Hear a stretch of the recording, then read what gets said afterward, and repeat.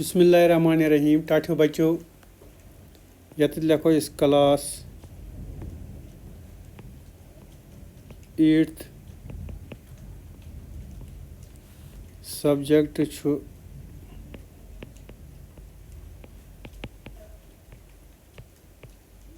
Social and political life यह किताब सान नाव अत मज परो इस टॉपिक आज chapter number 2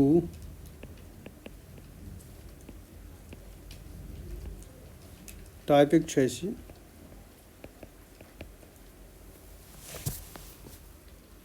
India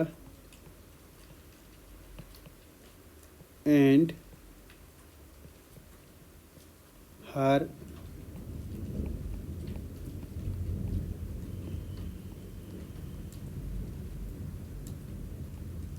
India and her neighbors. India and her neighbors. टाठियों बच्चों चूँकि तुझ पता जे इंडिया गो सोन मुल्क यथ मज रोजान एंड हर नेबर्स गई अमिक हमसाय मुल्क हिंदुस्तान और इसके पड़ोसी वना यम हमसाय मुल्क आसान मतलब कुन मुल्क हमसाय अंद पक मुल्क तो तमन वन पड़ोसी ममालिक ये हमसाय मतलब गरों मज ब्या गर हमसाय ब्या गर इथे कन वन पड़ोसी नेबर्स वन इथे कन सोन मुल्क अत अंद पक मुल्क परो आज अत मज हिचो कि अमन मुल्कन सतन क्या ताल मेल सनिस मुल्कस बपर किताब तुझ कड़ियो किताब तुझ थो ध्यान ओकन पर पत वन बह यह क्या वन अत मज हिचो कि सोन मुल्क क्या सलूक क्या वर्ताव करान बाकियन मुल्कन कुस ताल mail India has always been keen to maintain good relations with her neighbors. Her policy has been to establish relations based on mutual trust, understanding, and cooperation. टाठियों बच्चों हिंदुस्तान हमेशा पन्नन हमसाय मुल्कन सत असल ताल्लुकात थावन यछान वना दपान सोन मुल्क यह हमेशा रोदमुत यम तमिस हमसाय मुल्क तम सतन असल ताल्लुकात यसान थावन बेयुस एहज पॉलिसी अम यसान जी यम हमसाय मुल्क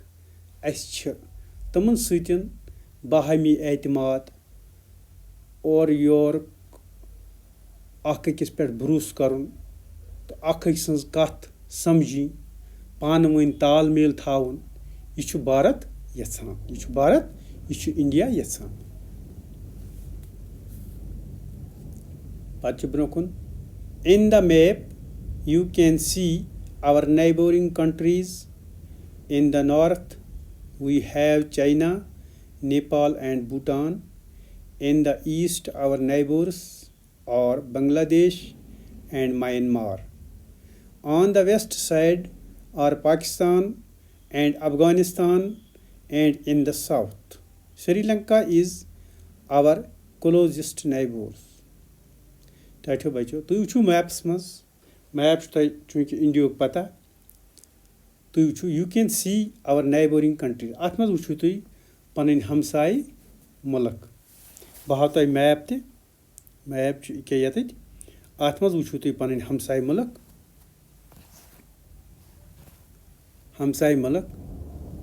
तमो मज शुमाल तरफ यत कर बह हाईलाइट तुम थो ध्यान शुमाल तरफ शुमाल गो यह नॉर्थ साइडस अकि साइड गो नॉर्थ नम तरफ चाइना बे नेपाल अकि बे भूटान अम नॉर्थ साइड तो east side Bangladesh east side गो अकिया ईस्ट इत कन बना बह ये तुम थो ध्यान थोड़ा अम डायरेक्शन हिश यह गो वेस्ट साइड यह गो साउथ साइड तुम थो ध्यान यमियान यम ईस्ट साइड बांग्लादेश अकी मुल्क बे म्यांमार अकी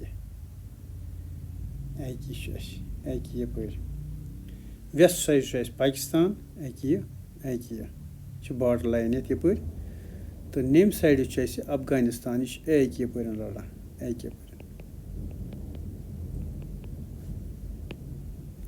हम हमसाय मुल्क साउथ साइड अके श्रीलंका यह नियरेस्ट क्लोजेस्ट का नज़दीकी हमसाय वनो अमस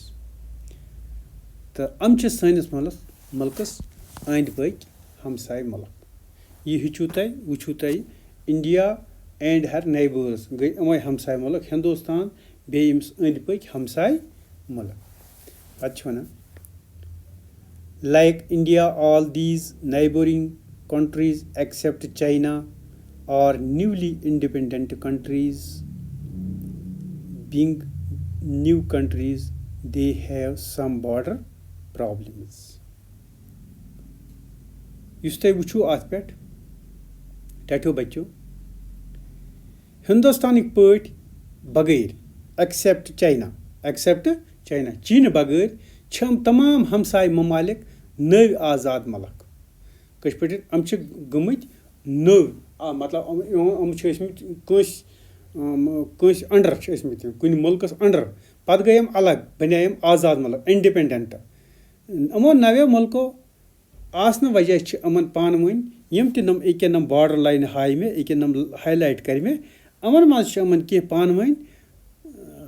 मसाइल कह मामूली मसाइल दरपेश सरहदी मामलन मज अके